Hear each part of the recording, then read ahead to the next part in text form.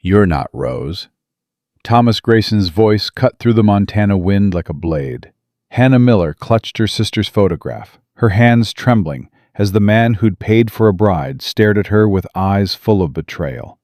"Rose is married," Hannah whispered, her throat tight. "She couldn't come. I came instead." His jaw clenched. "I paid good money for a wife, not some substitute." Hannah lifted her chin, fighting the shame burning through her chest. "Then I'll work for you. 3 months. I'll earn back every penny my father took from you." The silence stretched between them like a chasm neither knew how to cross. Before we continue, please subscribe to our channel and follow this story to the very end. Comment the city you're watching from so I can see how far this story has traveled. Thomas Grayson turned away from her, his boots heavy against the train platform. 3 months, he said without looking back. "You fail, you're on the next train east." Hannah swallowed hard, picking up her single worn carpet bag. "I won't fail." They all say that. He finally glanced over his shoulder, and she saw something cold in his expression. "Rose wrote me letters for 6 months, told me about her family, her dreams, how she wanted to build a life out here, and it was all a lie." "It wasn't a lie," Hannah said quickly. "Rose meant every word. But she fell in love with someone else. My father, he made arrangements without telling her. By the time she found out, she was already married to John Prescott." "So your father took my money and sent the wrong daughter." Thomas's words were flat, emotionless. "Real honorable man." Hannah felt anger flare in her chest. "My father is dying. He needed that money to pay his debts, to keep us from losing everything. Rose would have come if she could have. I came because someone had to make this right." Thomas studied her for a long moment. "You're older than Rose." "By 4 years?" And plainer. The words stung, but Hannah refused to flinch. "Yes." Something flickered in his eyes, maybe respect, maybe just surprise at her honesty. "Can you actually cook?" "Yes." "Clean?" "Yes." "Handle livestock?" Hannah hesitated. "I can learn." "That's not a yes." Thomas picked up her bag without asking. "Come on. Ranch is 2 hours out. We lose daylight, we'll be riding in the dark."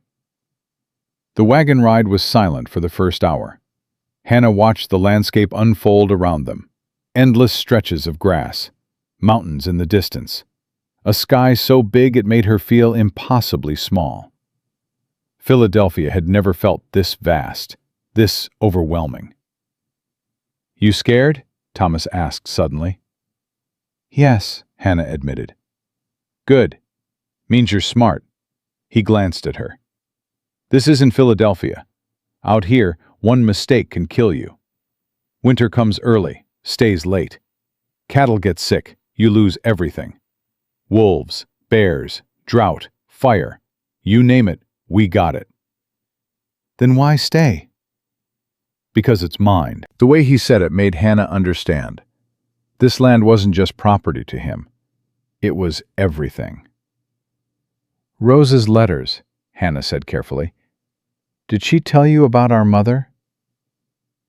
"Said she died when you were young." "Consumption. I was 12. Rose was 8. Hannah's voice softened.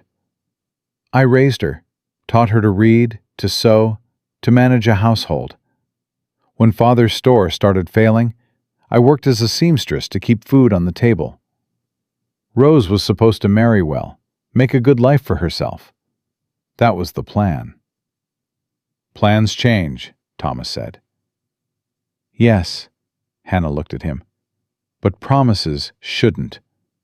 My father made you a promise. I intend to keep it." Thomas pulled the wagon to a stop. In the fading light, Hannah could see a ranch house, small, weathered, but solid. A barn stood nearby, and beyond that, endless fencing. "This is it," Thomas said. "Not much to look at."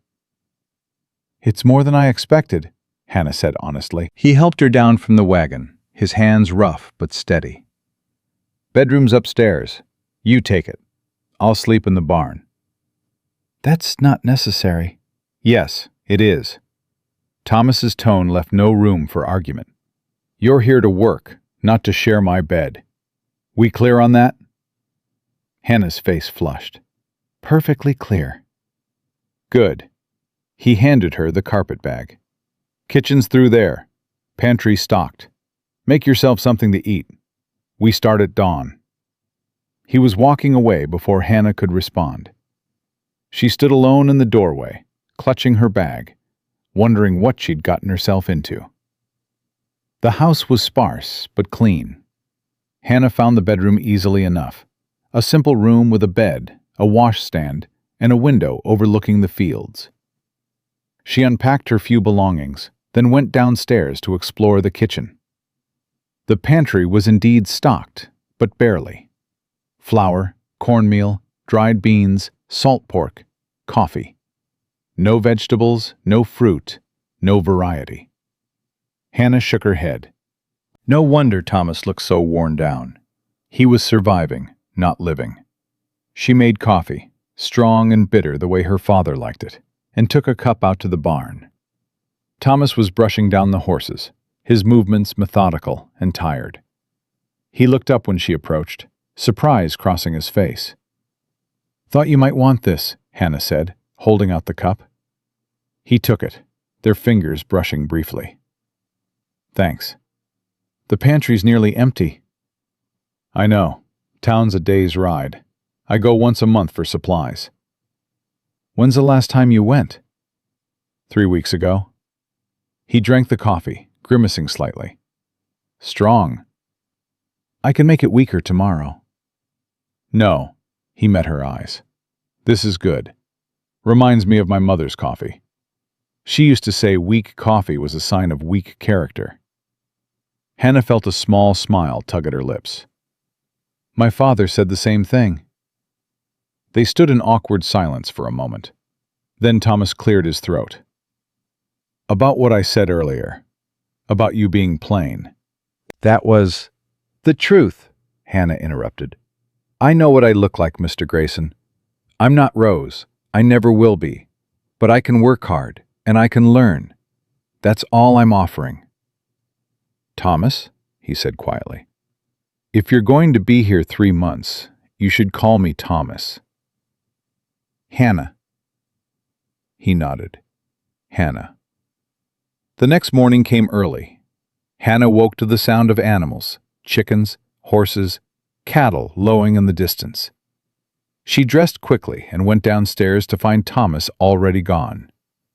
She started breakfast: biscuits, eggs from the henhouse, salt pork fried crisp.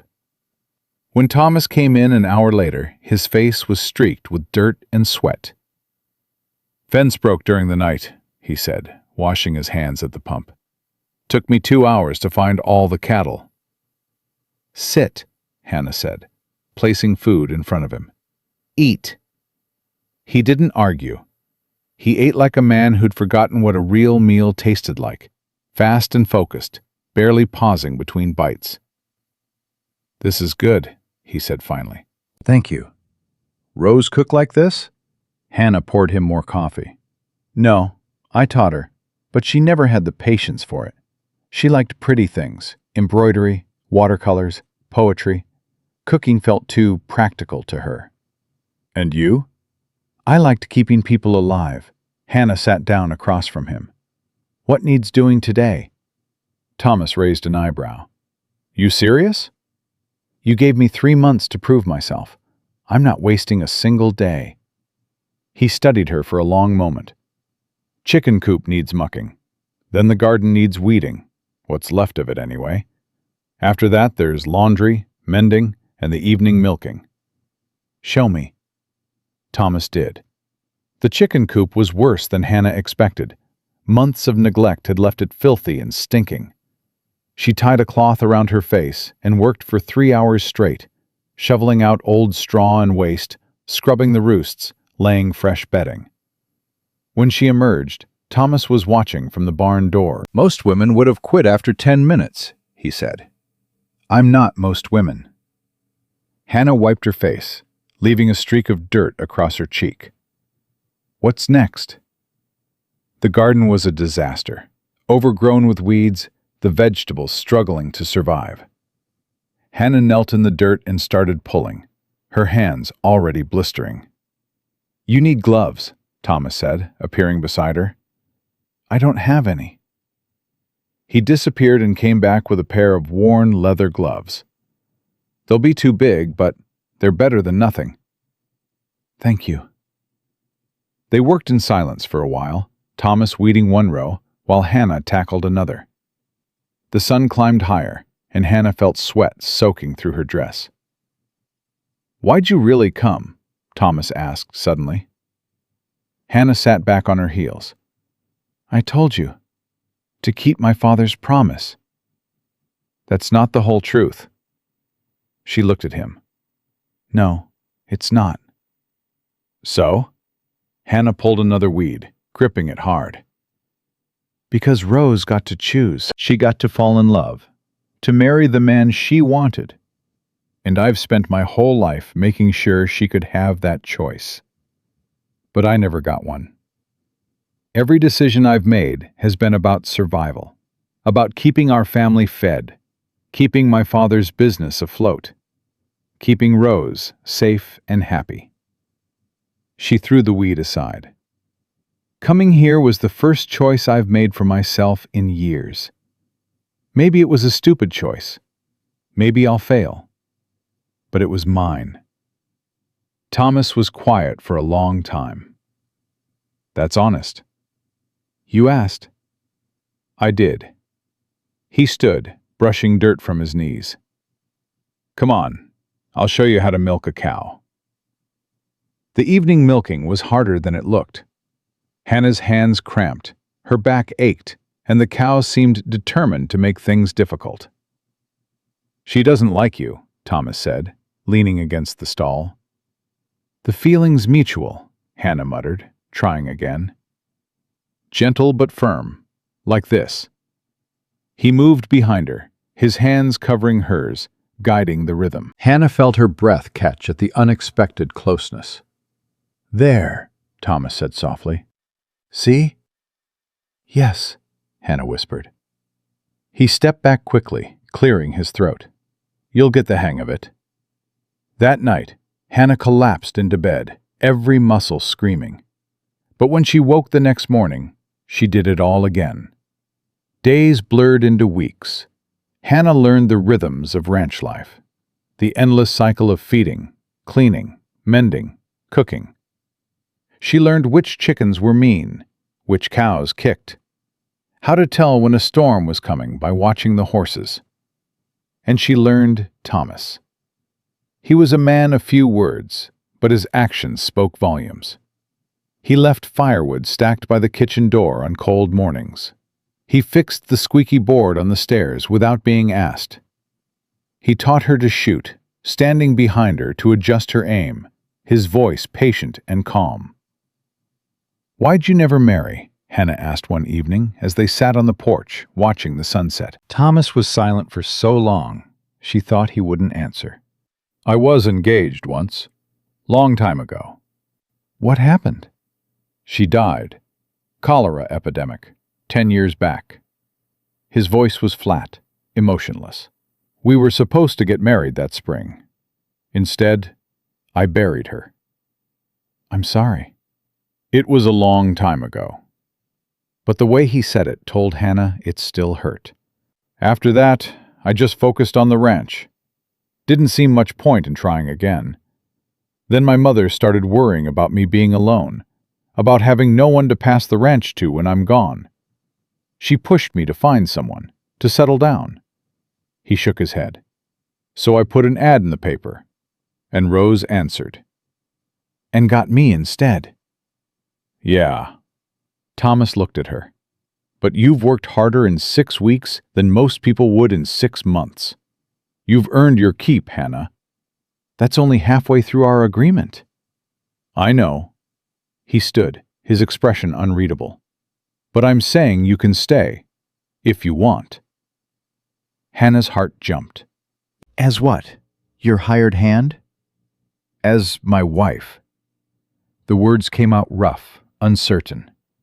A real marriage this time, not because of some promise or debt, because you've proven you belong here. Hannah stood slowly, searching his face. Do you love me? I don't know, Thomas said honestly, but I respect you. I trust you, and I want you to stay. That's more than I had with Rose, even with all those letters. It's not enough, Hannah heard herself say. I won't settle for a marriage of convenience, Thomas. I've spent my whole life settling. If I'm going to stay, I want more than respect and trust. I want... What? His voice was gentle. What do you want? I want to be chosen, Hannah whispered. Not because I'm useful or practical or because I work hard. I want to be wanted. For myself. Thomas stepped closer. And if I said, I do want you? That I wake up every morning grateful you're here? That I go to sleep every night thinking about you in the room above me? Hannah's breath caught. Do you? Yes. He reached out, his hand cupping her face. I didn't expect this, Hannah. I didn't expect you. But you've changed everything. Thomas, let me finish. His thumb brushed her cheek. I know I'm not much. I'm rough and I'm quiet, and this ranch is all I have to offer. But if you'll have me, I swear I'll spend every day trying to be the man you deserve. Hannah felt tears sting her eyes. I came here thinking I was replacing Rose, that I'd always be second best, that you'd always wish she'd come instead of me. No, Thomas's voice was fierce. You're not a replacement, Hannah. You're not second best. You're... He struggled for words. You're everything I didn't know I needed. Hannah kissed him. It was impulsive and desperate and everything she'd held back for 6 weeks. Thomas pulled her closer, his arms strong and sure around her. When they finally broke apart, both breathing hard, Thomas rested his forehead against hers. Is that a yes? He asked. Yes, Hannah whispered. Yes, I'll marry you. They stood together in the fading light, two broken people who'd found something whole in each other. And for the first time since leaving Philadelphia, Hannah felt like she'd come home. But their moment of peace was shattered by the sound of hoofbeats approaching fast. Thomas pulled away, his hand instinctively going to the rifle propped by the door. A rider emerged from the darkness. A woman, her face flushed and angry.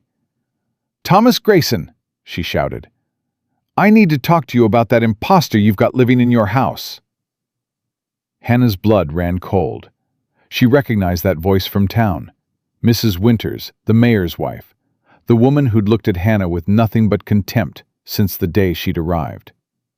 Thomas stepped in front of Hannah protectively. Whatever you have to say, Martha, you can say it to both of us.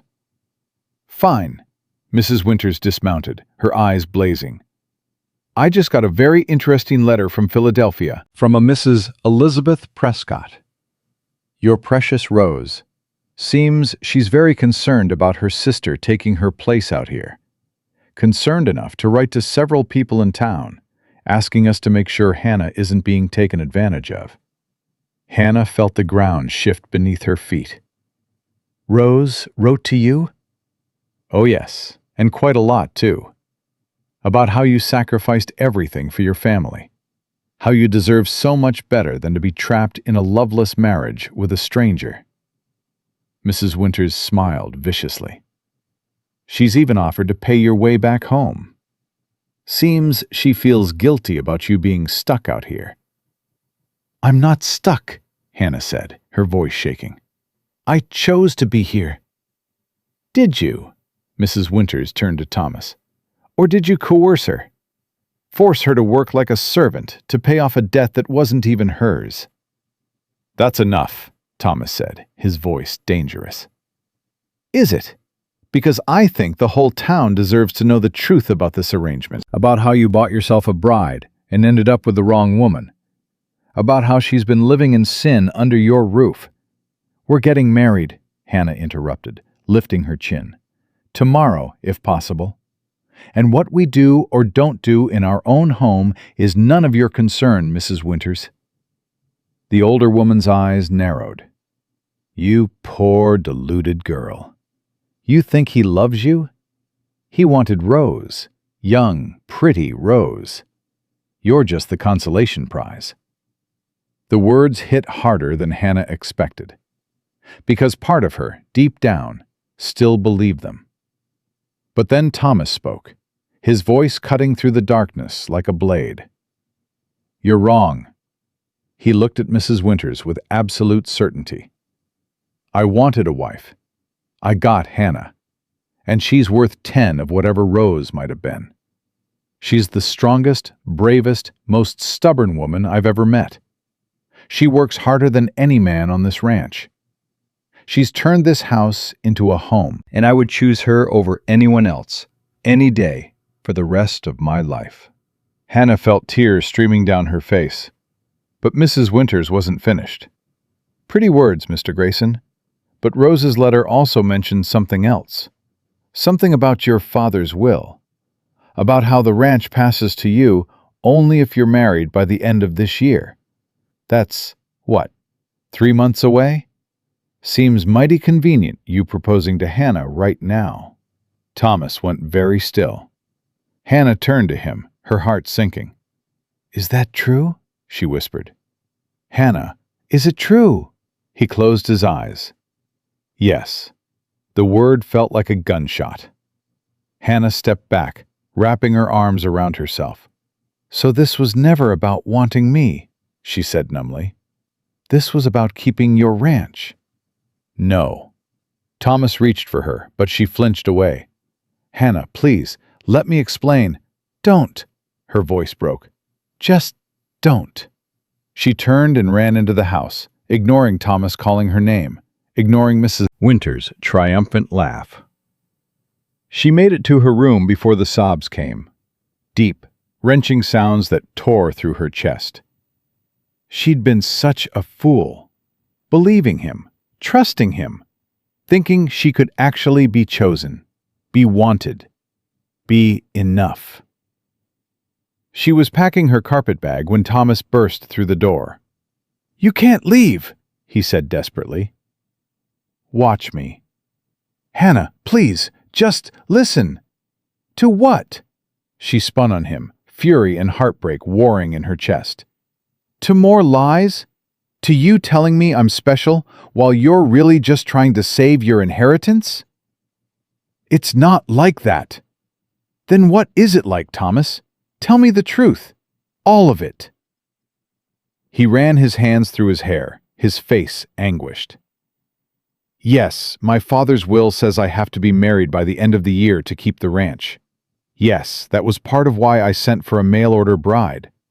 But Hannah, everything I said to you tonight, every word, that was real. That was true. How can I believe you? Because I didn't have to say those things. I could have just asked you to marry me, told you about the will, made it a business arrangement. But I didn't. I told you I wanted you, that you'd changed everything. And I meant it. Hannah sank onto the bed, her hands shaking. I don't know what to believe anymore. Thomas knelt in front of her, taking her hands in his. Believe this. 6 weeks ago, keeping this ranch was the only thing that mattered to me. But now I'd rather lose everything than lose you. If you want to go back to Philadelphia, I'll put you on the train myself.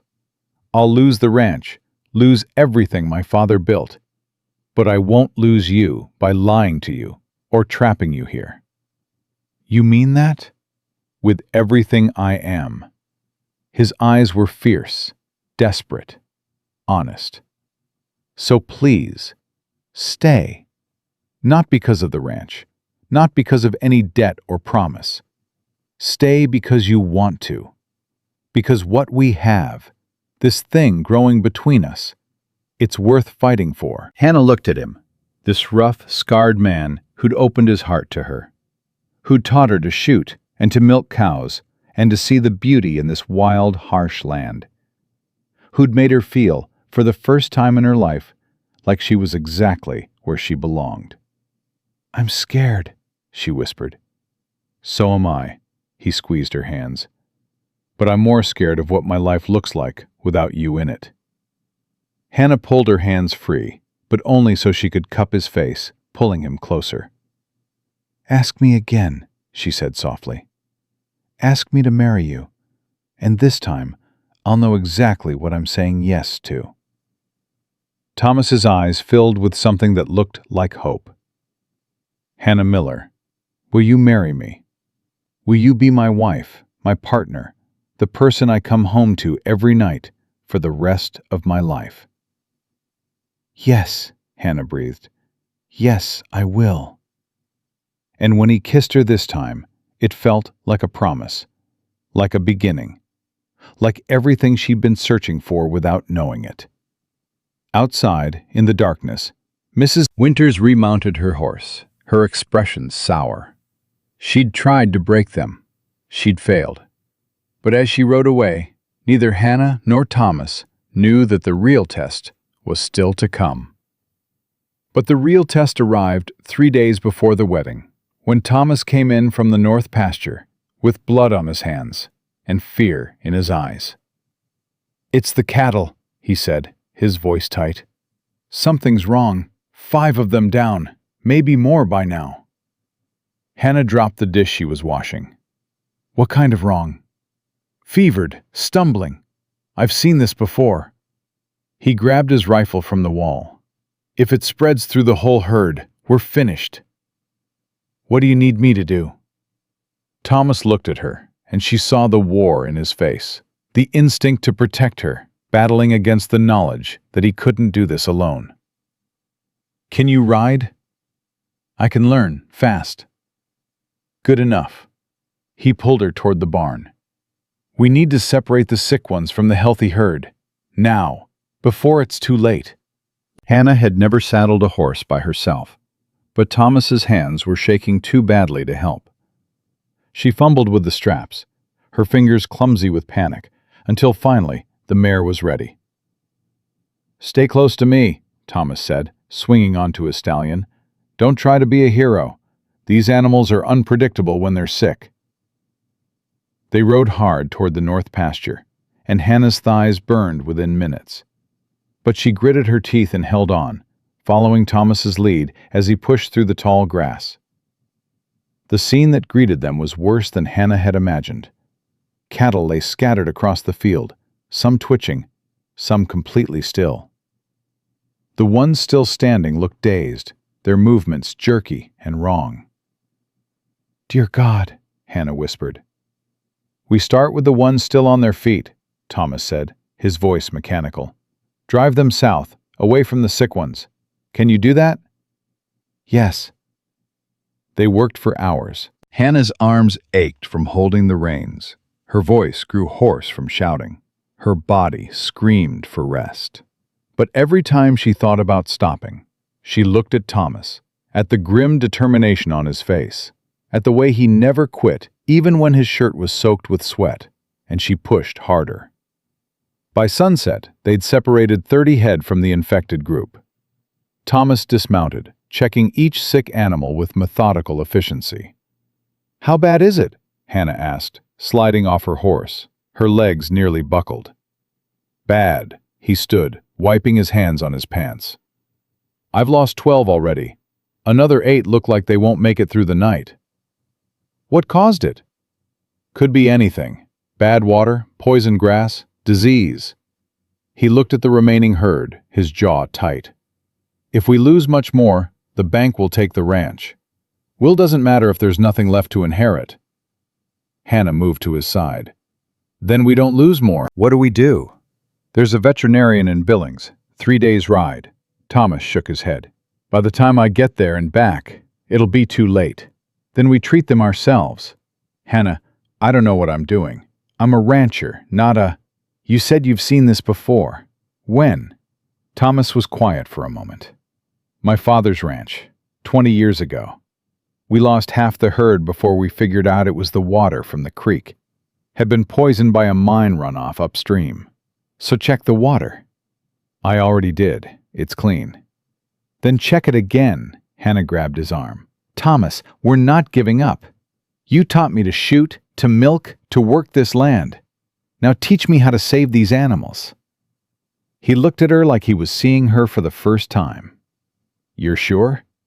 I'm sure.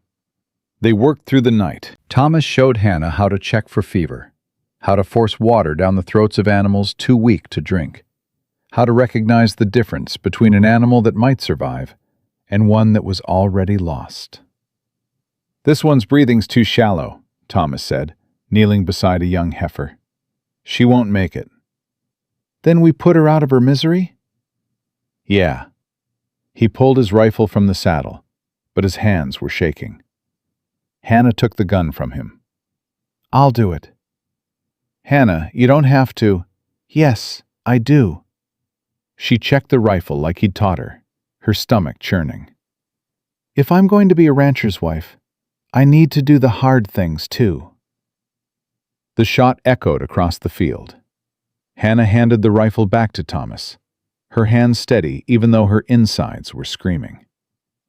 You're stronger than I gave you credit for, Thomas said quietly. You keep saying that like you're surprised. Maybe I am. He touched her face, his fingers gentle despite the calluses. Maybe I keep expecting you to realize what you've gotten yourself into and run. I'm not running, Hannah leaned into his touch. But I am going to find out what's killing these cattle. For the next 2 days, Hannah became obsessed. She checked the water, the grass, the feed. She examined every sick animal, looking for patterns. She barely slept, barely ate, driven by a desperation she didn't fully understand. You need to rest, Thomas said on the third morning, finding her in the barn at dawn. I need to solve this. Hannah didn't look up from the notebook where she'd been recording symptoms. Thomas, look at this. The sick cattle. They're all from the eastern section of the pasture, none from the west. So what's different about the east? Thomas frowned, thinking. There's an old homestead over there, been abandoned for years. I bought the land from the family after they moved back east. Show me. They rode out together, and what they found made Hannah's blood run cold. The old homestead's well had collapsed, and something dark was leaking from the ground around it. That's not water, Thomas said, dismounting. Hannah knelt, careful not to touch the substance. The smell was acrid, chemical. What is it? I don't know, but if this is seeping into the groundwater... He stood abruptly. We need to fence this area off, now, and move all the cattle to the west pasture. They worked frantically, stringing wire fence around the contaminated area. By noon, they were both exhausted, but the healthy cattle were safely moved. Will they recover? Hannah asked, watching the sick animals from a distance. Some will, some won't. Thomas pulled her close. But you saved the rest of the herd, Hannah. If we hadn't found that well, we'd have lost everything. Hannah felt tears prick her eyes. I just did what needed doing. No. He tilted her chin up. You did what most people wouldn't. You fought for this ranch like it was yours. It is mine, Hannah said simply. Or it will be, in 2 days. But that evening, as they sat on the porch, exhausted and filthy, a rider approached. Hannah recognized him immediately. Mayor Winters, Martha's husband. Mr. Grayson, Miss Miller, the mayor said, tipping his hat. I need to speak with you both. We're listening, Thomas said warily. My wife told me about the situation here, about the will, the marriage arrangement. Mayor Winters cleared his throat. I've consulted with the town council, and we have some concerns. Hannah felt her stomach drop. What kind of concerns?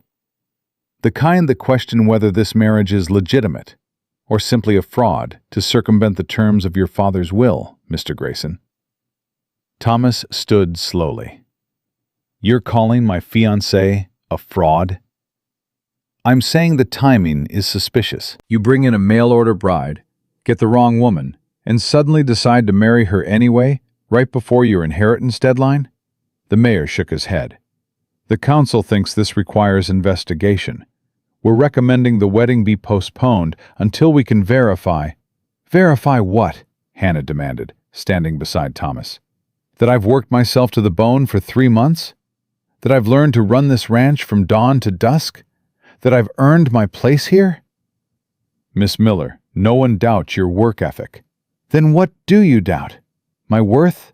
My intentions? Hannah's voice rose. Or is it just that I'm not young and pretty like Rose? So clearly the only reason Thomas would want me is for his inheritance. Mayor Winters had the grace to look uncomfortable. The council simply wants to ensure. The council wants to stick their noses where they don't belong, Thomas interrupted. We're getting married in 2 days. If you or anyone else has a problem with that, they can take it up with me directly. Mr. Grayson, I strongly advise. Good night, Mayor. After the mayor left, Hannah sank back onto the porch steps. They're not going to let this go. I don't care what they think. You should. Hannah looked up at him. If they contest the marriage, if they claim it's fraudulent, you could lose everything anyway, and I'd be the reason. Thomas sat beside her. Then we give them proof. What kind of proof? The kind that shows everyone in town that this marriage is real. That what we have is real. He took her hand. We don't just get married, Hannah. We show them what we've built together. We invite the whole damn town to the ranch. Let them see what you've accomplished. Let them see us.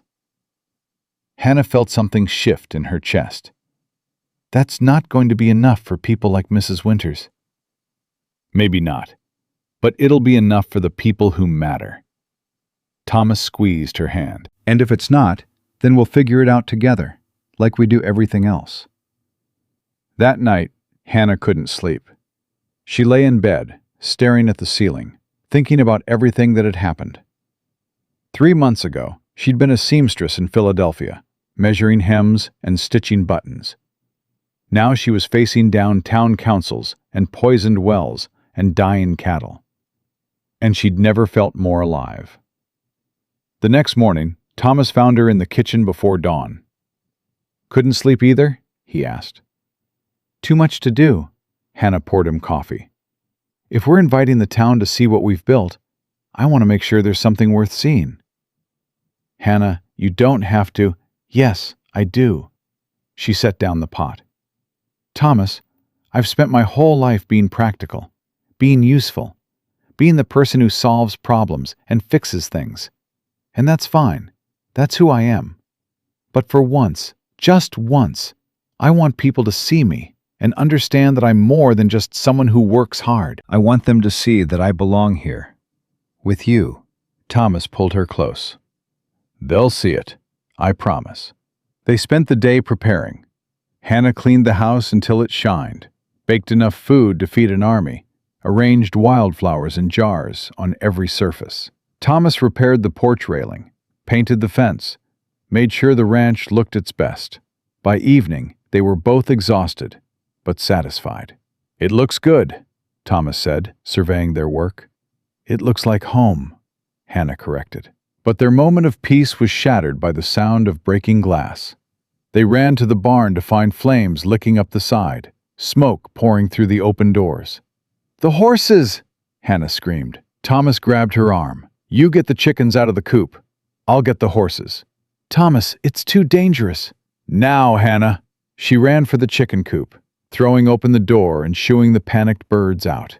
Smoke was everywhere now, thick and choking. She could hear Thomas in the barn, the horses screaming, her own heart pounding so loud it drowned out everything else. Then she saw him stumble out, leading 2 horses, coughing hard. There's 3 more, he gasped. Hannah didn't think.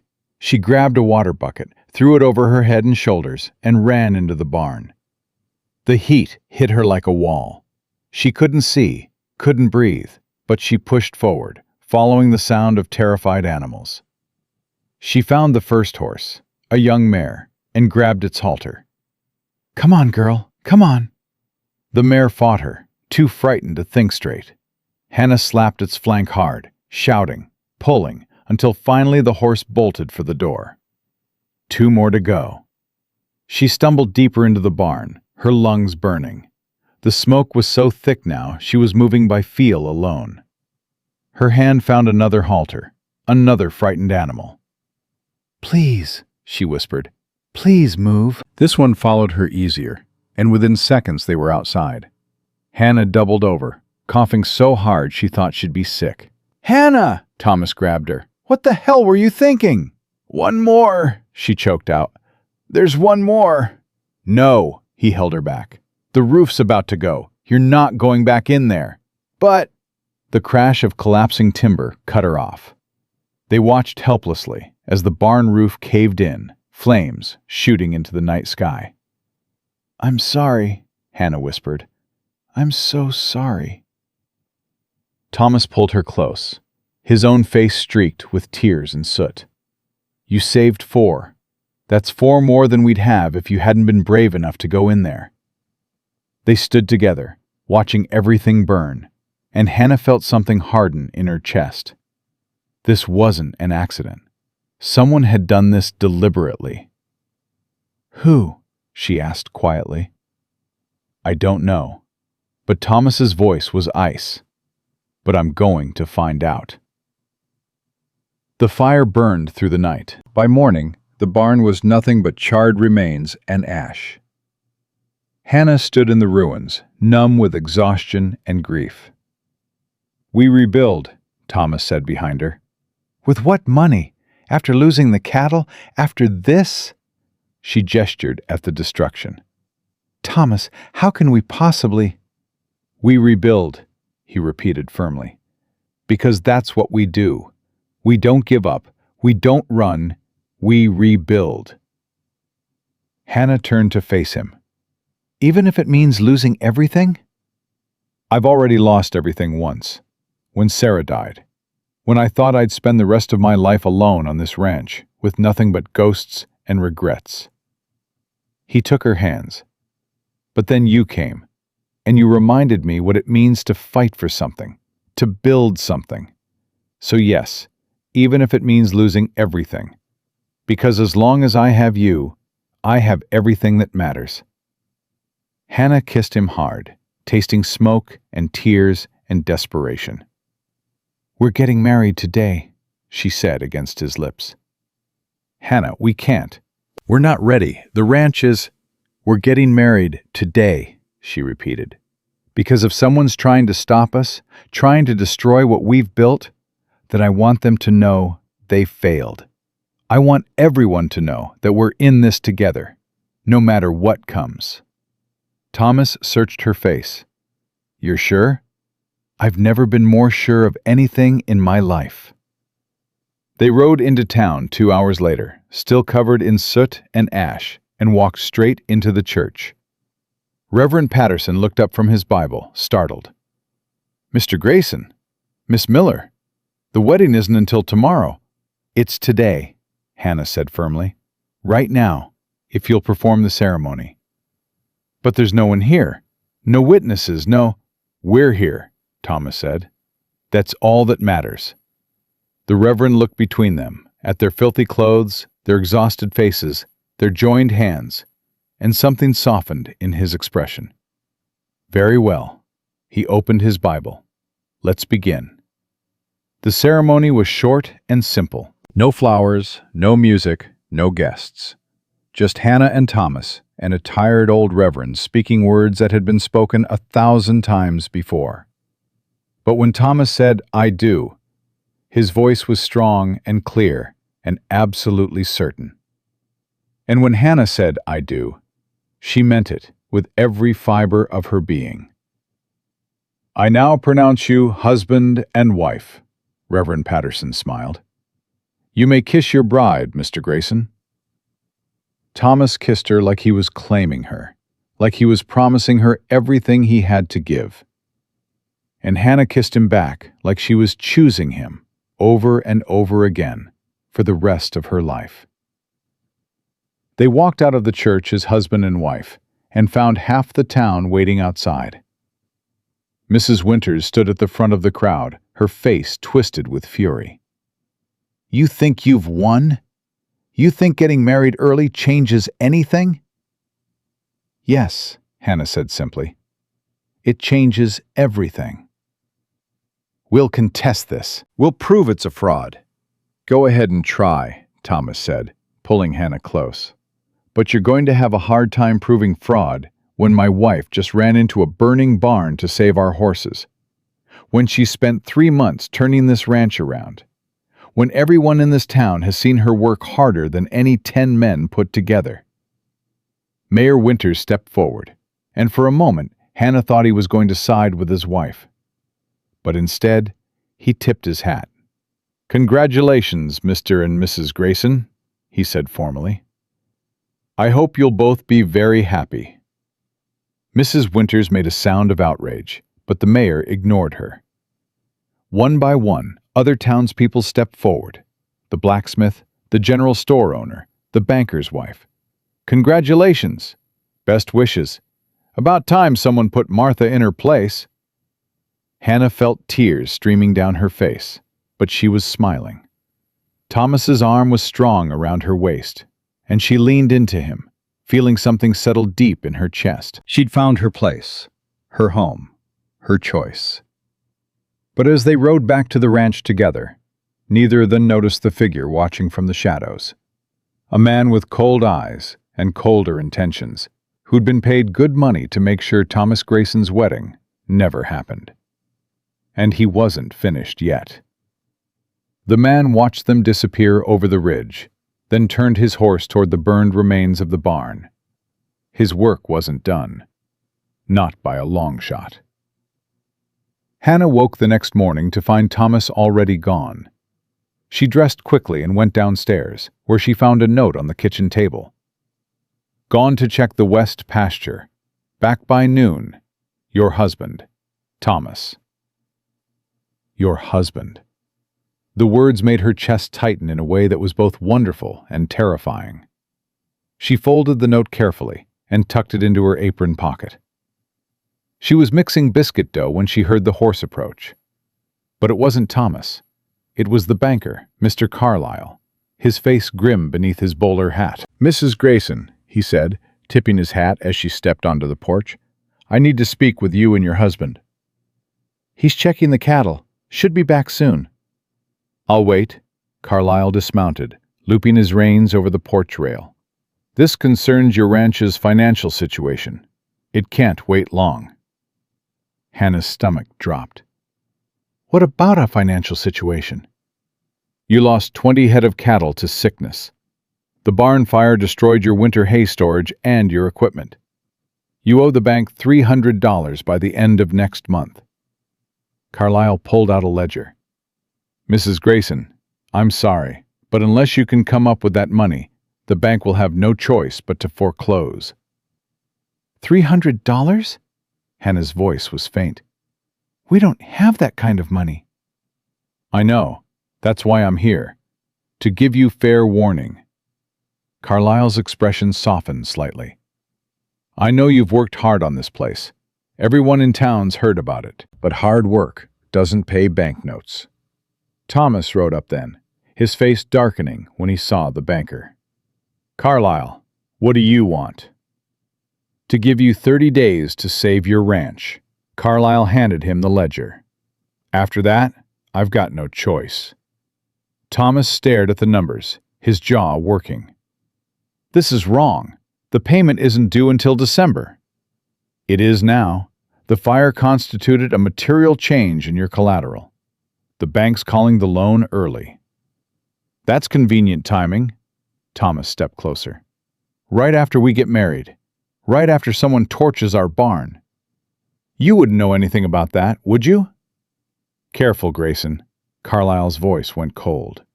I'm trying to help you. There are people on the bank's board who want this land. People who think a failed rancher and his mail-order bride don't deserve it. I'm giving you a chance to prove them wrong." "Who?" Hannah demanded. "Who wants this land?" Carlyle looked at her for a long moment. "Malcolm Drucker. Owns the mine operation 20 miles north. He's been buying up failing ranches for years, consolidating land. He made an offer on this place last year. Your father-in-law refused. And now he's forcing us out," Thomas said flatly. "I didn't say that." "You didn't have to." Thomas handed back the ledger. "We'll get you your money."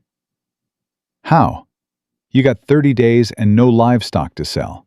No hay to trade. No—" "We'll get you the money," Thomas repeated. "Now get off my land."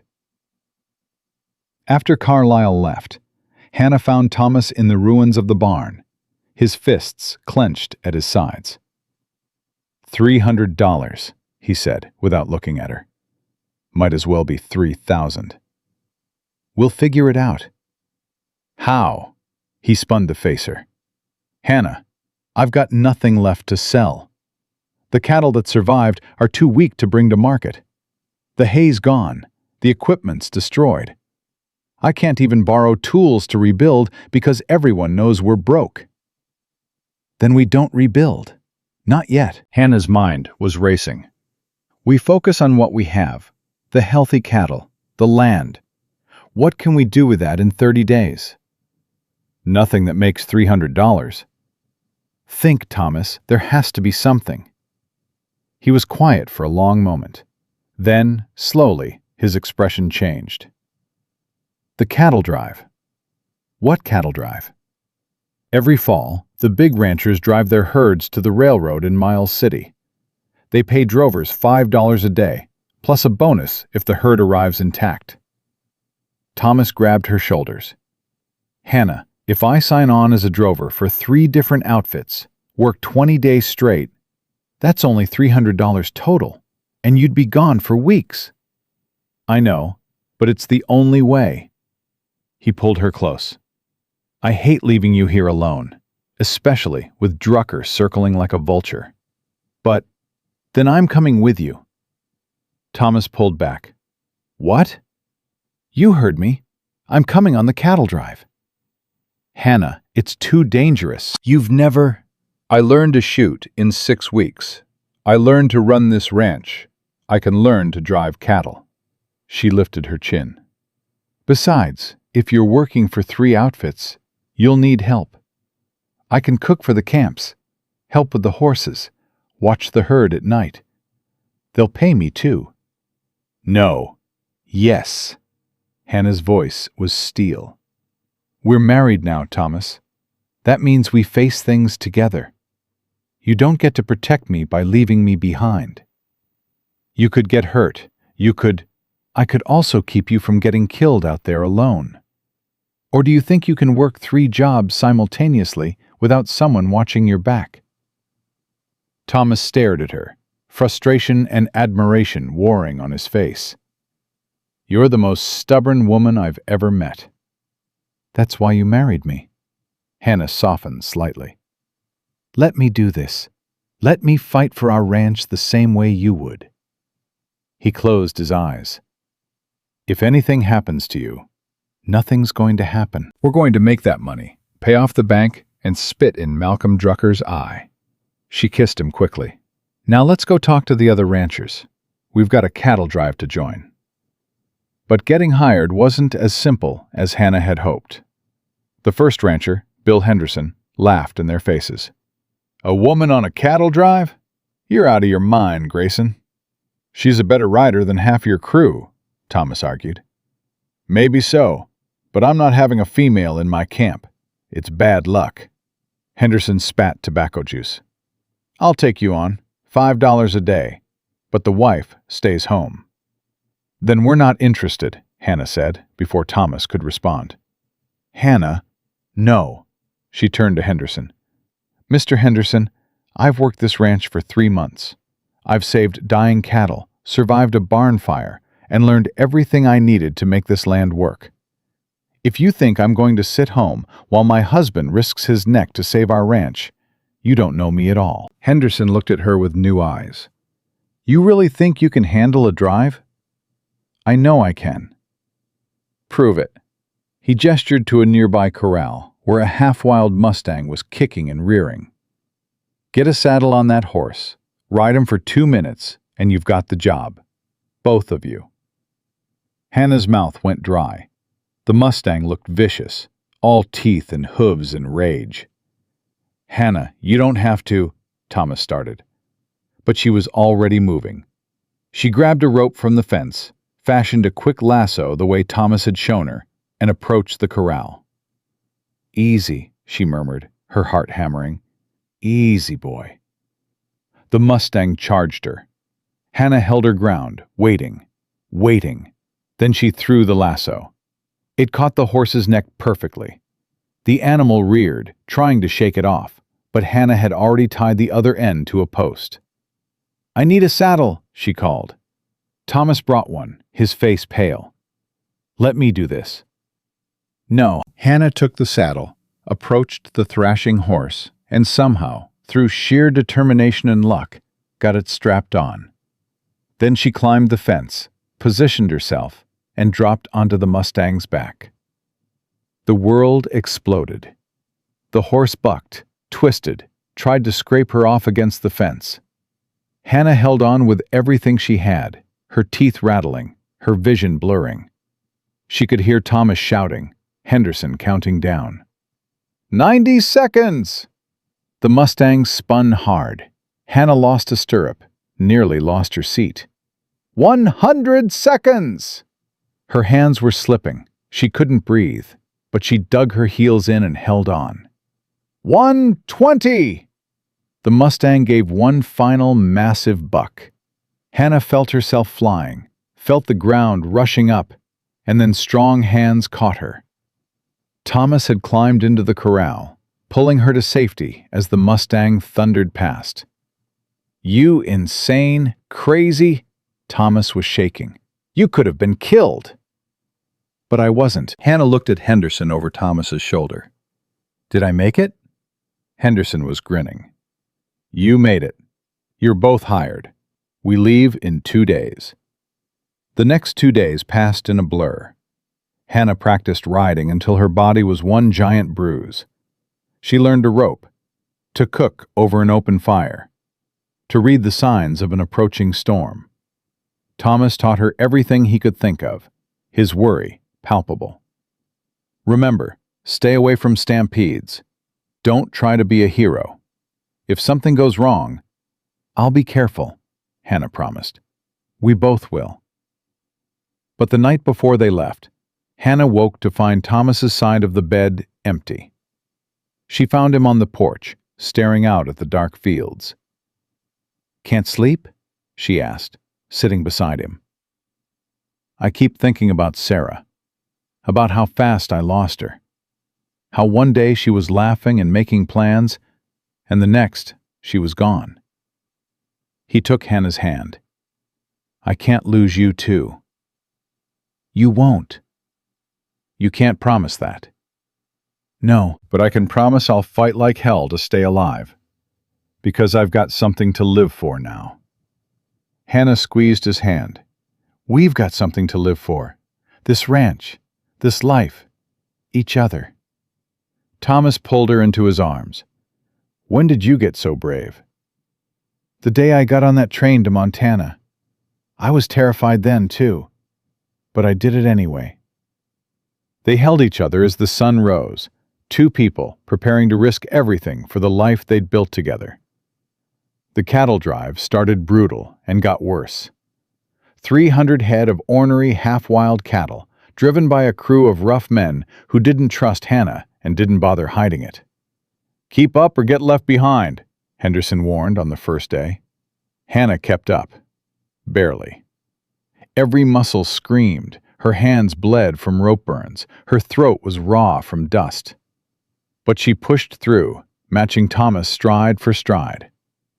By the third day, the crew started to respect her. By the fifth, They were asking her for coffee and praising her cooking.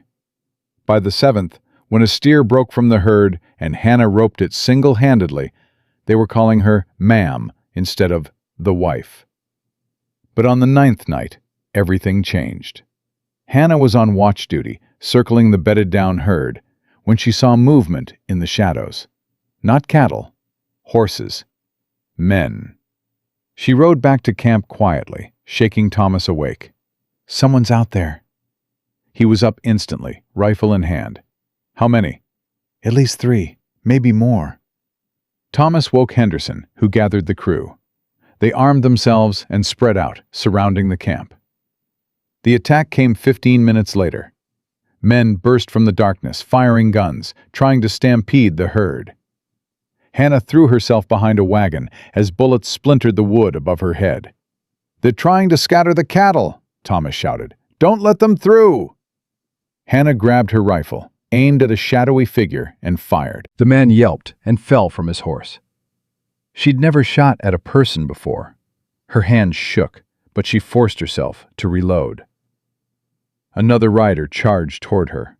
Hannah fired again, missing. The rider was almost on top of her when Thomas appeared, tackling the man from his horse. They fought in the dirt, brutal and savage, until Thomas landed a punch that dropped the attacker cold. "You hit?" Thomas gasped, bleeding from a cut above his eye. "No, you?" "I'll live." He pulled her to her feet as gunfire echoed around them. "Stay close to me." The fight lasted maybe 10 minutes, but it felt like hours. When it was over, 3 attackers were captured, 2 had fled, and 1 was dead. The man Hannah had shot. She stared at the body, her stomach churning. "I killed him." "You defended yourself," Thomas said firmly. "That's different." Henderson dragged one of the captured men forward. "Talk. Who sent you?" The man spat blood. "Go to hell." "Was it Drucker?" Hannah demanded. "Did Malcolm Drucker pay you to sabotage this drive?" The man's eyes flickered, just for a second, but it was enough. "He wants our ranch that badly?" Thomas said quietly. "Apparently." Henderson looked grim. "This ain't over, Grayson. If Drucker's willing to kill for that land, he's not going to stop just because we caught a few of his men." "Then we don't give him the chance." Thomas turned to Hannah. "From now on, we travel together. No solo watch duty. No wandering off alone. Understand?" Hannah nodded, still shaking from adrenaline. She'd killed a man. Actually killed someone. The weight of it settled over her like a shroud. That night, lying in their bedroll under the stars, Hannah couldn't stop the tears. "I took a life," she whispered. "You saved mine." Thomas held her close. "Hannah, that man was going to kill you. You did what you had to do." "Does it ever get easier?" "No." His voice was rough. "But you learn to carry it, to understand that sometimes survival means making hard choices." Hannah buried her face in his chest. "I don't know if I'm strong enough for this." "You're the strongest person I know." Thomas stroked her hair. "You rode a wild Mustang. You've worked this ranch harder than any man. You just fought off armed attackers. Hannah, you're stronger than you think.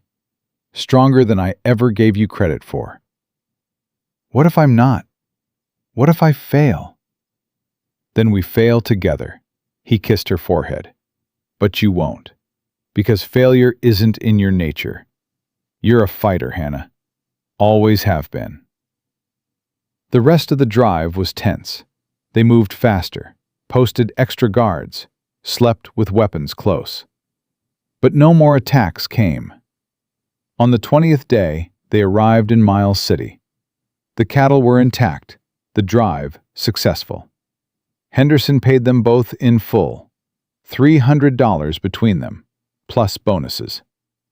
"You earned every penny," Henderson said, shaking Hannah's hand. "If you ever need work again, you come find me." Thomas and Hannah stood in the dusty street, holding the money that would save their ranch. And Hannah felt tears streaming down her face again. But this time, they were tears of relief. "We did it," she whispered. "You did it." Thomas pulled her close, not caring who saw. "Hannah, I couldn't have done this without you. The ranch, the drive, all of it. You made it possible." "We made it possible. Together." They rode home 3 days later, exhausted but triumphant. Hannah couldn't wait to see the ranch again, to start rebuilding, to begin their life as husband and wife without the shadow of debt hanging over them. But when they crested the final hill, Hannah's heart stopped. The ranch house was gone, burned to the ground. Nothing left but ashes and charred timber. Thomas made a sound like he'd been gutted. "No, no, no, no!" They rode down fast, dismounting before their horses fully stopped. Hannah ran through the ruins, searching desperately for anything salvageable. But there was nothing. Everything they owned, her mother's Bible, Rose's letters, the wedding photograph Thomas had treasured, all gone. "Drucker," Thomas said, his voice dead. "He knew we'd be gone. He waited until we left." Hannah sank to her knees in the ash, the money still clutched in her hand. They'd won the battle, but lost the war. They had enough to pay the bank, but no home to live in. No shelter for the coming winter. No... "Mrs. Grayson?" Hannah looked up to see a group of riders approaching. She recognized some, the blacksmith, the general store owner, Mayor Winters. But leading them was someone unexpected. Rose, her sister, looking older and worried and determined. "Rose?" Hannah's voice broke. "What are you doing here?" Rose dismounted and ran to her, pulling her into a fierce embrace. "I came as soon as I heard about the barn fire. Took me 3 weeks to get here." "But Hannah, oh God, I'm too late. You came all this way?" "Of course I did. You're my sister." Rose pulled back, gripping Hannah's shoulders. "I never should have let you do this alone. I never should have..." Her voice broke. "This is my fault. All of it. Father shouldn't have taken that money. I shouldn't have married John. You shouldn't have had to..." "Stop," Hannah grabbed her hands. "Rose, I chose this. I chose Thomas, this ranch, this life. And I'd choose it again. Even after this?" Rose gestured at the destruction. "Even after this." Thomas appeared at Hannah's side, his face streaked with tears and ash. Rose looked at him, really looked at him, and something shifted in her expression. "You love her," she said quietly. "More than my own life," Thomas answered. "Good." Rose straightened. "Then let's rebuild. All of us." She gestured to the group behind her, and Hannah realized they were carrying lumber, tools, supplies. "The town took up a collection," Mayor Winters said, stepping forward. "When we heard what happened, folks wanted to help. We got enough here to rebuild the house. Basic structure, anyway." "But Drucker," Thomas started. "Drucker's being dealt with." The mayor's expression was grim. "Sheriff found evidence linking him to both fires. He's in jail awaiting trial. His land grabs are over." Hannah looked around at the faces. People who'd judged her, doubted her, questioned her worth. And now they were here, offering help. "Why?" she whispered. "Because you're one of us now," the blacksmith said simply. "You proved that on the cattle drive. Word got around about what you did, how you fought, how you saved the herd." He grinned. "Ain't nobody in this town gonna question whether you belong here anymore." Hannah felt Thomas's arm around her waist, felt Rose's hand gripping hers, felt the weight of community support settling over her like a blanket. They'd lost everything, but somehow they still had what mattered most. They started rebuilding at dawn. Rose worked beside Hannah, hauling boards and mixing mortar, her fine Philadelphia dress ruined within an hour. "You don't have to do this," Hannah said, watching her sister struggle with a hammer. "Yes, I do." Rose drove a nail crooked, cursed, and started over. I owe you this. I owe you everything. You don't owe me anything. Don't I? Rose stopped, her eyes fierce. You raised me after Mother died. You worked yourself to exhaustion so I could have nice things. You came out here to fix a mess I created. And what did I do? I married the man I loved and left you to clean up the consequences. Hannah took the hammer from her sister's shaking hands. And I'm glad you did, because if you hadn't, I never would have found Thomas. You really love him? More than I knew I could love anyone, Hannah smiled. He's stubborn and rough, and he doesn't say much. But he sees me, Rose, not who he wanted me to be. Not some replacement for you. Just me. And that's worth everything I've been through. Rose pulled her into a hug. Then I'm happy for you. Truly. But their moment was interrupted by Thomas shouting from the barn foundation. Hannah, we got a problem. She ran over to find him staring at the ground, his face ashen. The foundation stones had been deliberately broken, shattered from beneath. Jucker didn't just burn the house, Thomas said quietly. He sabotaged the foundation. We can't build on this. It'll collapse the first winter. How long to fix it? Hannah demanded. Weeks, maybe months. He kicked at the rubble. And we don't have months. Winter's coming. If we don't have shelter by November, we'll freeze. Mayor Winters approached, examining the damage. He's right. This foundation's ruined. You'll have to rebuild from scratch. We don't have time, Hannah said desperately. Or money. We paid the bank, but that cleaned us out. We can't afford to. Then you live with us, Rose interrupted. John and I have a house in town. It's small, but we can make room. No, Thomas's voice was firm. Thank you, but no. This ranch is our home.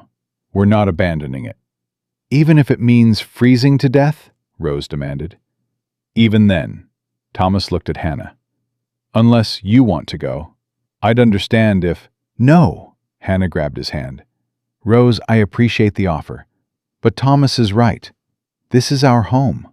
We'll figure it out. The blacksmith cleared his throat. There's old mining cabins up in the North Hills. Used to house workers before the mines played out. Most are abandoned now, but they're solid. You could winter there, come back and rebuild proper in the spring. How far? Thomas asked. 2 days' ride, maybe 3 with supplies. Hannah felt something twist in her gut. 2 days from town, completely isolated. But what choice did they have? We'll take it, she said, before Thomas could object. How soon can we move? Give us 3 days to gather supplies.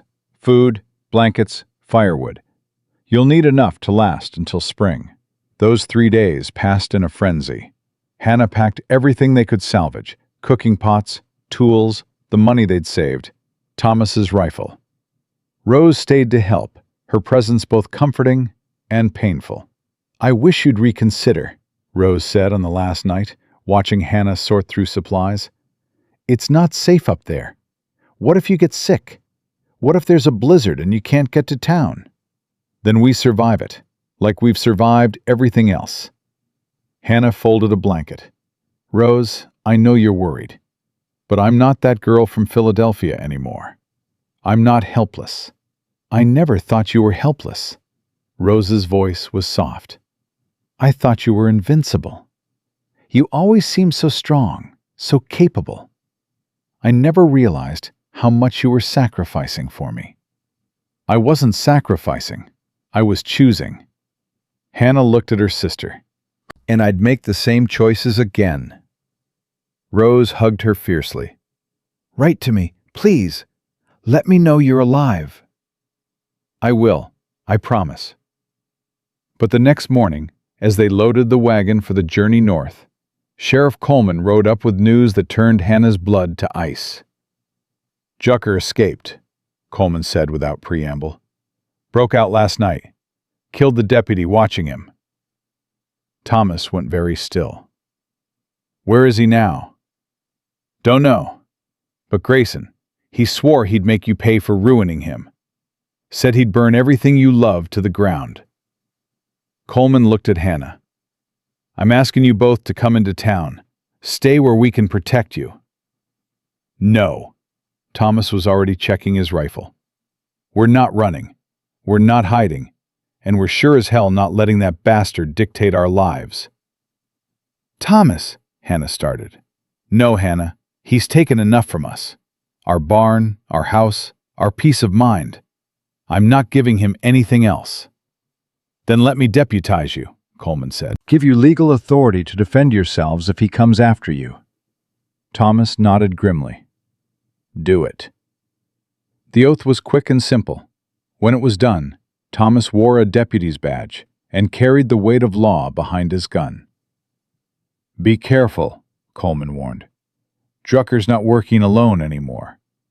Word is he's hired men, outlaws from the territories. Dangerous men."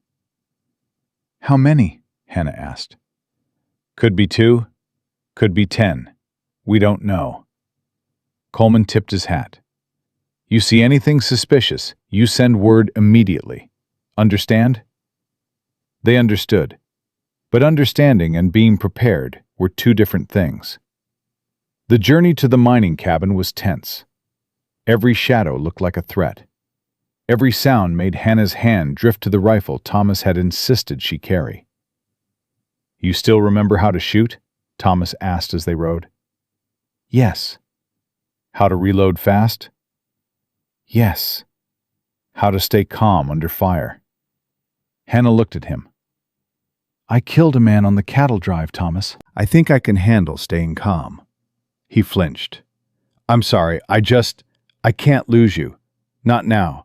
Not when we finally—" "You won't lose me." She reached across the gap between their horses, squeezing his hand. "We're going to get through this, together." But that night, camping in the open, Hannah woke to find Thomas gone. She grabbed her rifle and crept from the bedroll, her heart pounding. She found him standing watch, his rifle across his knees, his eyes scanning the darkness.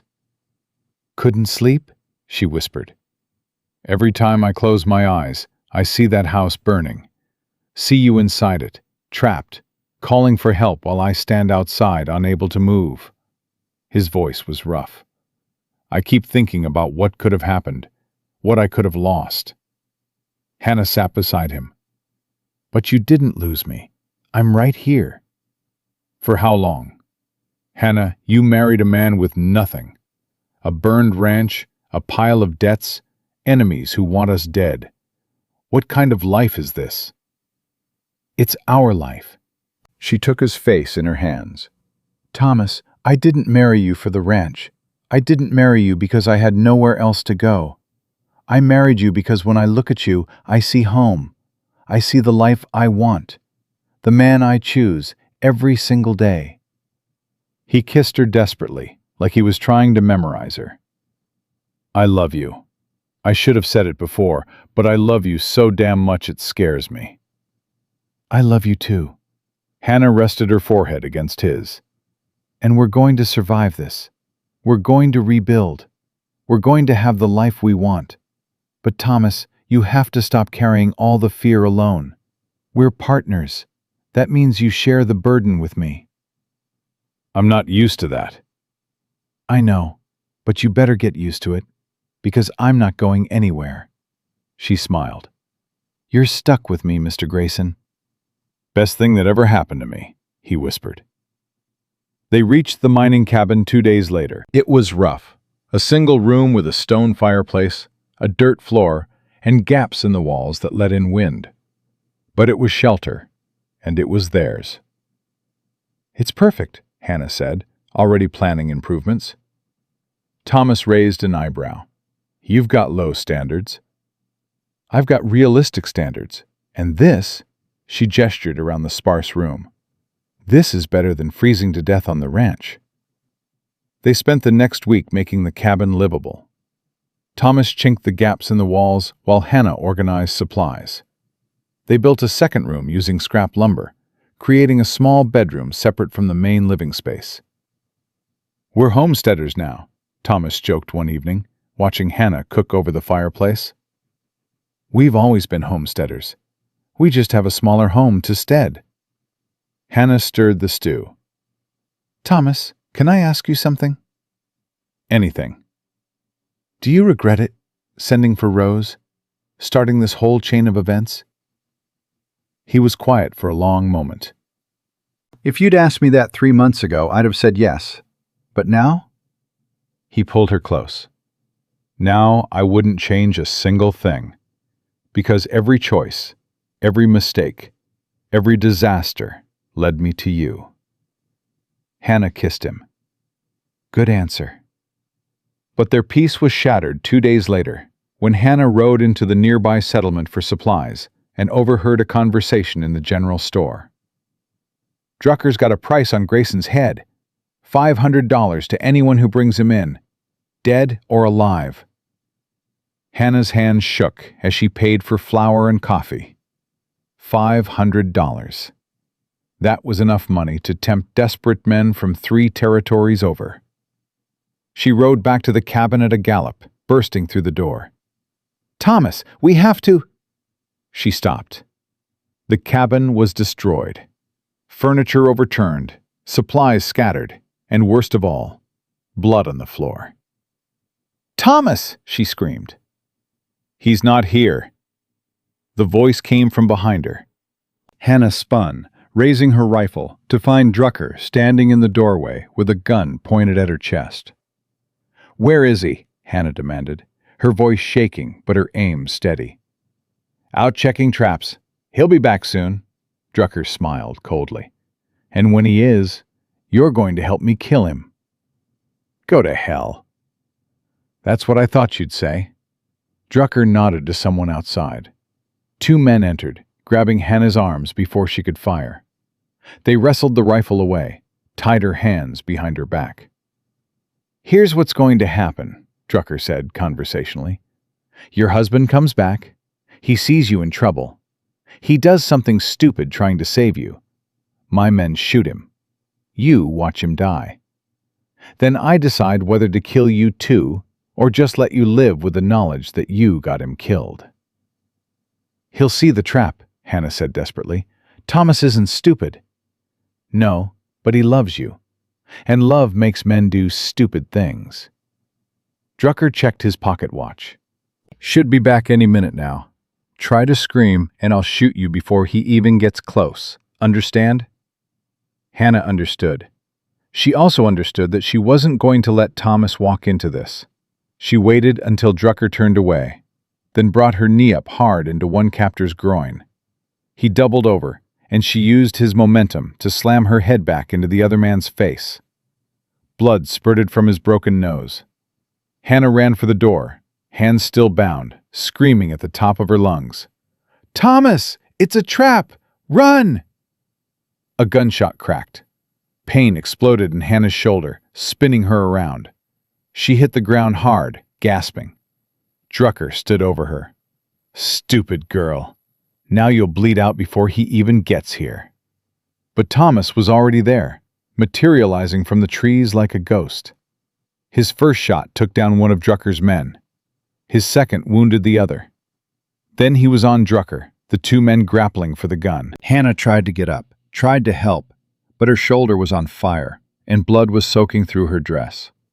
She could see Thomas and Drucker fighting, could hear the grunts and curses, but her vision was going gray. A gunshot. Someone screamed. Then Thomas was there, cutting her bonds, pressing his hand to her shoulder. "Stay with me," he begged. "Hannah, please, stay with me." "Did you—" she gasped. "Is Drucker—" "Dead. They're all dead." His face was white with panic. "But you're bleeding so much. Hannah, I need to stop the bleeding, but it's going to hurt." "Do it." He pulled off his shirt, wadded it up, and pressed it to the wound. Hannah screamed, the pain blinding. But Thomas held firm, his voice steady even though she could feel him shaking. "You're going to be okay. I'm going to get you to town. The doctor will fix this. You're going to be fine. Thomas! Don't talk. Save your strength. But Hannah grabbed his hand with her good arm. Listen to me. In my pocket. Letter from Rose. Says she's pregnant. Says she wants us to be godparents. Hannah, stop talking about I'm pregnant too. The words came out in a rush. Found out this morning. Was going to tell you tonight. Wanted it to be special, but... She coughed, tasting copper. You're going to be a father, Thomas. He went absolutely still. What? A baby. Our baby. Due in the spring. Hannah smiled weakly. So you better get me to that doctor, because our child needs a mother. Thomas let out a sound that was half laugh, half sob. Then he was moving, wrapping her in blankets, lifting her onto his horse. He mounted behind her, holding her against his chest with one arm while controlling the reins with the other. Hold on, he whispered into her hair. Just hold on. The ride to town was a nightmare. Hannah drifted in and out of consciousness, aware only of Thomas's arms around her, and his voice in her ear, begging her to stay awake, telling her how much he loved her, promising her everything would be okay. They burst into town at a gallop, Thomas shouting for the doctor. People came running. Hannah saw Rose's face, white with shock, saw the doctor's grim expression, heard Thomas's voice breaking as he explained what happened. Then everything went dark. She woke to find herself in a bed, her shoulder bandaged, Rose sitting beside her, holding her hand. Thomas? Hannah croaked. Right here. He appeared on her other side, his face haggard, but his eyes bright with relief. You're awake. Thank God you're awake. The baby? The doctor stepped forward. Still there. Strong heartbeat. You were lucky, Mrs. Grayson. The bullet missed anything vital. You'll need to rest for a few weeks, but you and the baby should be fine. Hannah started crying. Thomas climbed into the bed beside her, holding her carefully. I thought I'd lost you both, he whispered. I thought, but you didn't. Hannah touched his face. We're still here, all three of us. Rose was crying too, laughing through her tears. You're both insane. Getting shot while pregnant. What were you thinking? I was thinking I wasn't letting Drucker hurt my husband. Hannah looked at Thomas. And I'd do it again. Please don't, he said weakly. Over the next few days, the full story came out. Drucker had been planning his revenge for weeks, hiring outlaws, tracking their movements, waiting for the perfect moment. The escape had been orchestrated, paid for with the last of his money. But he was dead now. So were his hired men. And the threat was finally, truly over. What happens now? Hannah asked Thomas one evening, as they sat together in Rose's parlor, her arm in a sling. Now we heal. We wait for spring. Then we go home and rebuild. He touched her stomach gently. And we get ready to be parents. Are you scared? Terrified, he smiled, but also happier than I've ever been in my life. Hannah leaned against him, feeling the steady beat of his heart. They'd survived fires and sabotage and gunfights. They'd lost everything and built it back. They'd faced death and chosen life. Thomas? Yeah? I'm glad I got on that train. I'm glad I came here instead of Rose. I'm glad for every hard thing that led us to this moment. He kissed her hair. So am I. Best mistake that ever happened to me. Outside, the first snow of winter began to fall. But inside, surrounded by family and warmth and love, Hannah had never felt safer. They had a long winter ahead of them. Months of recovery and planning and preparing. but they'd face it together, like they faced everything. And in the spring, they'd go home.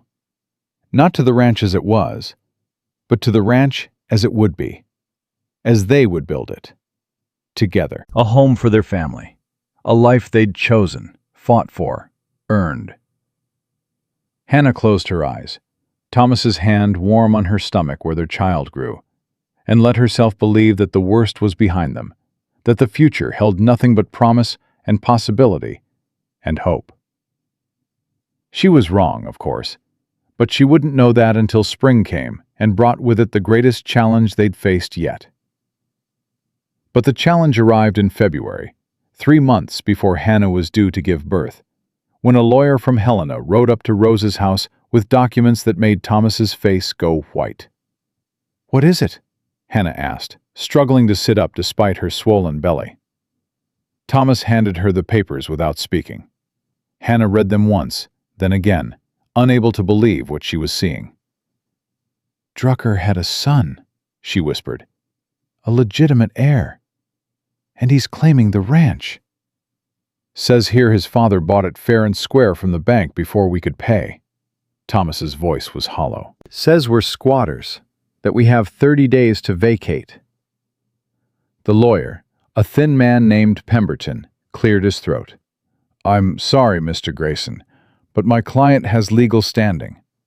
Malcolm Drucker did purchase the property 2 days before you made your payment to the bank. The transaction was completed, notarized, and filed with the county." "That's impossible," Hannah said. "We paid Carlyle on time. We watched him mark the ledger paid in full." "Nevertheless, the deed shows forgery," Thomas interrupted, his voice dangerous. "Drucker was in jail when this supposed transaction happened. How could he have signed anything?" Pemberton looked uncomfortable. "My client suggests his father may have arranged the purchase before his incarceration, perhaps through an intermediary." "Your client is a liar." Hannah struggled to her feet, one hand on her back. "And you're helping him steal our land." "Mrs. Grayson, I understand you're upset." "Upset?" Hannah's voice rose. "We've been shot at, burned out, and nearly killed defending that ranch. We've paid every debt, met every obligation. And now some stranger shows up, claiming his criminal father bought our home out from under us? You're damn right I'm upset." "Hannah," Thomas touched her arm gently. "Sit down, please. Think of the baby." She sat, but her hands were shaking with rage. "What do we do?" "We fight." Thomas turned to Pemberton. "Tell your client we're not going anywhere. If he wants that ranch, he can take us to court." "Mr. Grayson, I must warn you, litigation is expensive, and the documentation appears solid." "I don't care if it appears carved in stone by God himself. That ranch is ours. We're not giving it up without a fight." After Pemberton left, Rose brought tea that Hannah couldn't drink. Her hands were shaking too badly. "There has to be something we can do," Rose said desperately. "Some way to prove the deed is fake." "We need to see the original transaction," Thomas said, pacing. "The one Drucker supposedly made. If we can prove he couldn't have signed it, that it was forged after his death—" "The bank records," Hannah interrupted. "Carlyle kept ledgers. If Drucker bought the property before we paid, there should be a record. 2 transactions for the same land." Thomas grabbed his coat. "I'm going to the bank. Now." "I'm coming with you," Hannah said, standing. "Hannah, you're 7 months pregnant, and it's my ranch too. I'm coming." Rose drove them into town in her wagon, Hannah wedged between blankets to cushion the rough road. Every jolt sent pain through her back, but she gritted her teeth and endured.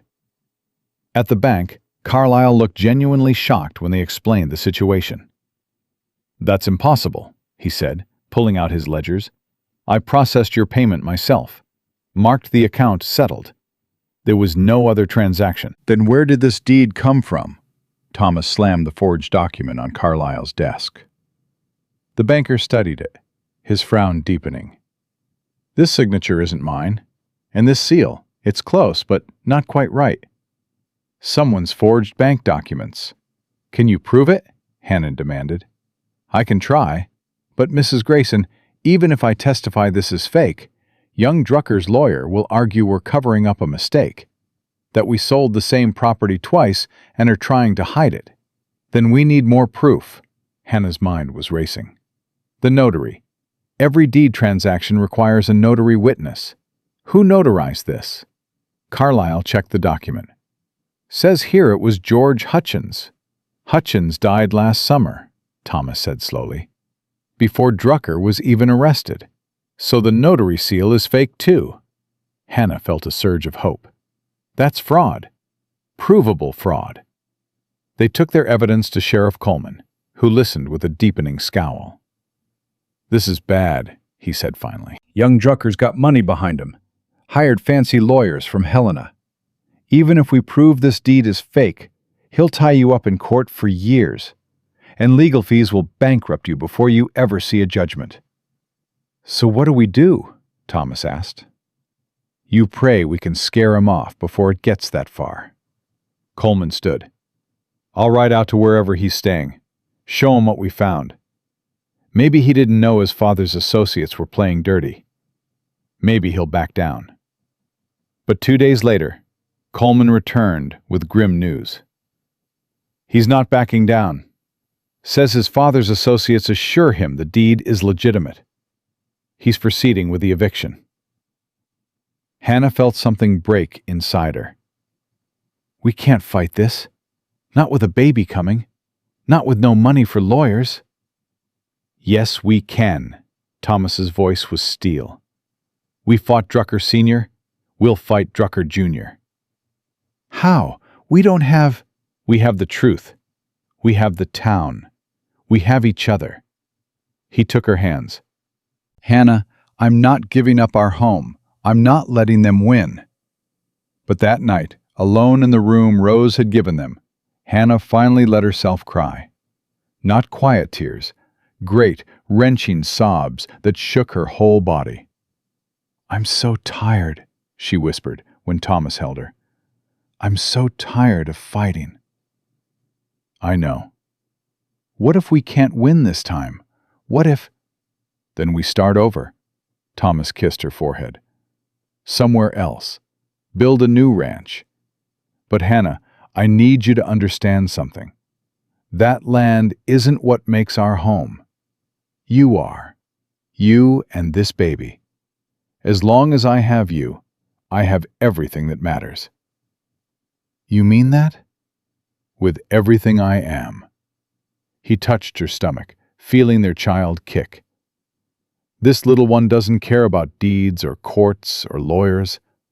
They just need us, together. And that's what they're going to have.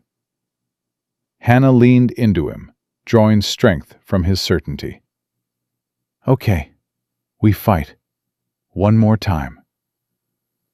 The next morning they called a town meeting. Hannah stood before the gathered crowd, her pregnancy obvious, her voice steady despite her fear.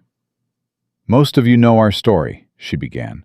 How I came here as the wrong bride. How Thomas and I built something real from a mistake. How we fought for our ranch against sabotage and fire and violence.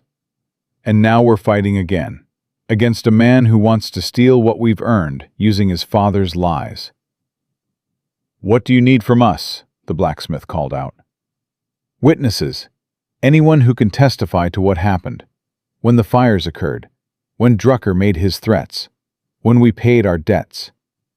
Hannah looked around at the faces. We need proof that we've been good stewards of that land. That we've earned the right to keep it. One by one, people stood. The blacksmith, the general store owner, Henderson, the rancher who'd hired them for the cattle drive. Even Mrs. Winters, her face sour but her voice firm. I'll testify, Martha Winters said. I don't like you, Hannah Grayson, but I hate liars worse. And that Drucker boy is a liar, same as his father. By the end of the meeting, they had 27 witnesses willing to speak on their behalf. Not enough to guarantee victory, but enough to fight. The court date was set for March 15th. As Hannah's pregnancy progressed, so did their preparation. Thomas spent every day gathering evidence, interviewing witnesses, building their case. But on March 1st, 2 weeks before the hearing, Hannah's water broke. "It's too early," she gasped, clutching the table as pain ripped through her. "Thomas, the baby's not due for another month." Rose ran for the doctor while Thomas helped Hannah to bed, his face white with terror. "You're going to be fine," he said, but his hands were shaking.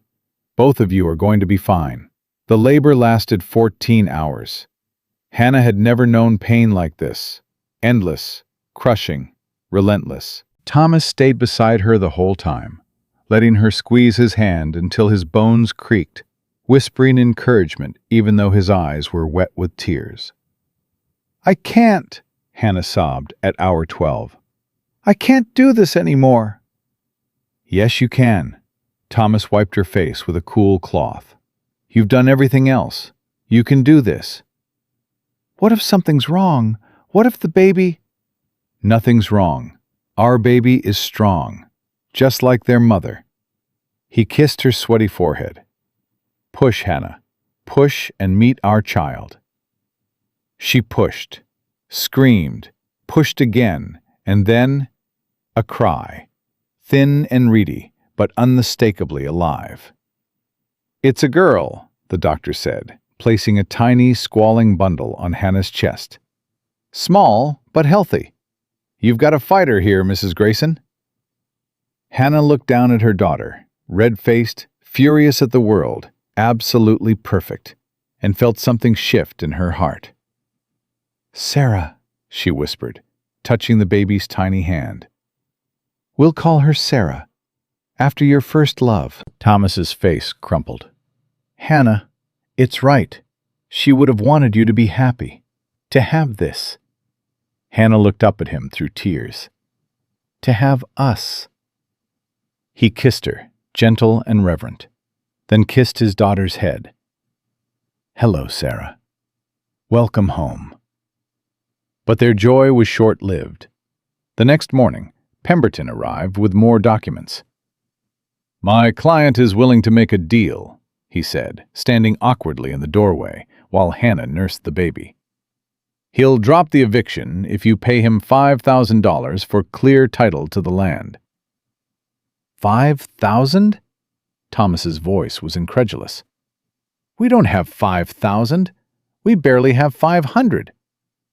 "Then my client will proceed with the court case. And Mrs. Grayson—" Pemberton looked uncomfortable.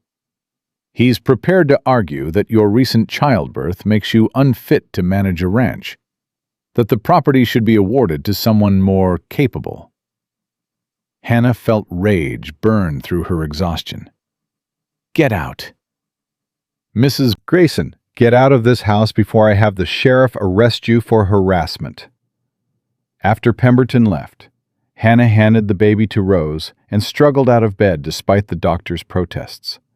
"What are you doing?" Thomas demanded. "Getting dressed. We're going to court in 2 weeks, and I'm going to testify." Hannah pulled on a dress, wincing at the pain. "That bastard wants to claim I'm unfit? I'll show him unfit."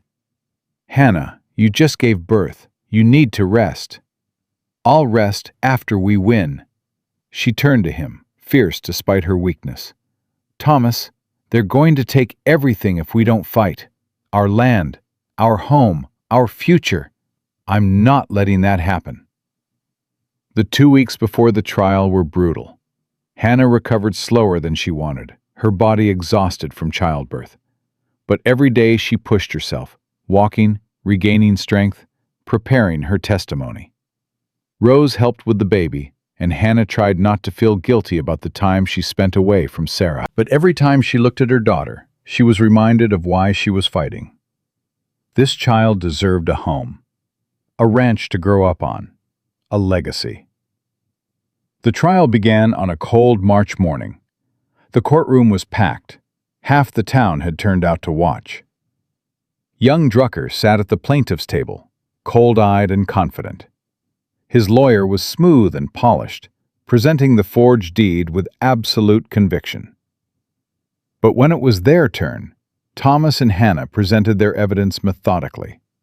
The bank records, the dead notary's seal, the timeline that proved Drucker Sr. couldn't have signed the documents. Witness after witness testified to the Graysons' character, their work, their legitimacy. And then Hannah took the stand. "Mrs. Grayson," young Drucker's lawyer said smoothly, "you gave birth 2 weeks ago, correct?" Yes? "To a premature infant. Yes? And you're here in court, leaving that infant at home rather than caring for her." Hannah felt the trap closing. My daughter is being cared for by my sister. "But not by you, her mother." The lawyer smiled. "Mrs. Grayson, isn't it true that you've prioritized this ranch over your child's welfare? That you've chosen property over motherhood?" "No." Hannah's voice was clear and strong. "I've chosen to fight for my daughter's future. That ranch is her inheritance, her legacy, and I'll be damned if I let someone steal it from her before she's even old enough to know what she's lost." "But surely a proper mother would—" "A proper mother fights for her child," Hannah interrupted. "She doesn't roll over and accept injustice because it's easier. She doesn't give up when things get hard. She fights. And that's what I'm doing. Fighting for my daughter, for my husband, for the life we've built together." The courtroom was silent. Hannah locked eyes with the judge. "Your Honor, I came to Montana as a substitute bride, a replacement for my sister. The wrong woman. But I've become the right woman for this land, for this life. I've worked it, bled for it, nearly died for it. And now I've brought new life into it. That ranch isn't just property to me. It's home, and I'm not giving it up." The judge studied her for a long moment. Then he turned to young Drucker. "Mr. Drucker, I've reviewed the evidence. The notary seal is provably false. The bank has no record of your father's transaction. And your own father's criminal record suggests he was capable of exactly this kind of fraud." He picked up his gavel. "I'm ruling in favor of the Graysons. The deed is declared fraudulent and void. The ranch remains their legal property." The gavel came down. The courtroom erupted in cheers. Hannah felt Thomas's arms around her, felt his tears on her neck, and let herself believe it was finally over. They rode back to the ranch a week later. Thomas, Hannah, baby Sarah wrapped in blankets, and Rose coming along to help Hannah recover. The land looked different somehow. Maybe because spring was coming. Maybe because it was truly theirs now. Maybe just because Hannah was seeing it through different eyes. "Home," Thomas said quietly, as they stopped at the burned foundation. "Home," Hannah agreed. They rebuilt through the spring and summer, working side by side like they always had. Rose stayed for 3 months, helping with the baby while Hannah and Thomas laid new foundations, raised new walls, built a home from ash and determination. By fall, the house was complete. Not as big as the original, but solid and warm and filled with love. Hannah stood in the kitchen, her kitchen, and felt something settle deep in her chest. "You did it," Rose said, holding Sarah while Hannah cooked dinner. "You actually did it." "We did it." Hannah looked out the window to where Thomas was repairing the barn. "All of us." That night, after Rose had left to return to her own family, after Sarah was asleep in her cradle, Thomas and Hannah stood on their new porch, watching the sunset. "Do you ever think about that train ride?" Hannah asked. "About how terrified you must have been, wondering what kind of woman was going to step off?" "Every day." Thomas pulled her close. "And every day, I thank God it was you." "Even though I was the wrong bride?" "Especially because you were the wrong bride." He turned her to face him. "Hannah, if Rose had come, I'd have had a wife. Maybe even a good one. But with you, I got a partner. Someone who fights beside me, not behind me. Someone who sees this land the way I do, not as property, but as possibility. Someone who's given me everything I didn't know I needed. Hannah kissed him, tasting salt and smoke and home. I love you, Thomas Grayson. I love you, Hannah Grayson. He touched her face gently. Thank you for getting on that train. Thank you for staying. Thank you for choosing this life, for choosing me. Always, Hannah whispered. I'll always choose you. Inside the house, Sarah cried, and they went to her together. Two people who'd started as strangers, become partners, and built something that would last generations. Hannah lifted her daughter, feeling the weight of her in her arms, and looked at Thomas holding them both. This was what she'd been searching for all her life, without knowing it. Not just a home, or a husband, or a place to belong, but a family built on choice and work and love that had been tested by fire and emerged stronger. She'd come to Montana as the wrong woman, a substitute for the bride Thomas had wanted, carrying nothing but determination and her sister's photograph. And she'd become exactly who she was meant to be, a rancher's wife, a mother, a woman who knew her own worth and fought for what mattered. The ranch would grow. Sarah would grow. More children would come. More challenges would arise. More battles would need fighting. But Hannah was ready. They both were. Because they'd learned the most important lesson of all, that love built through struggle was stronger than love that came easy, and that choosing each other every single day was what made a marriage, a family, and a life worth living.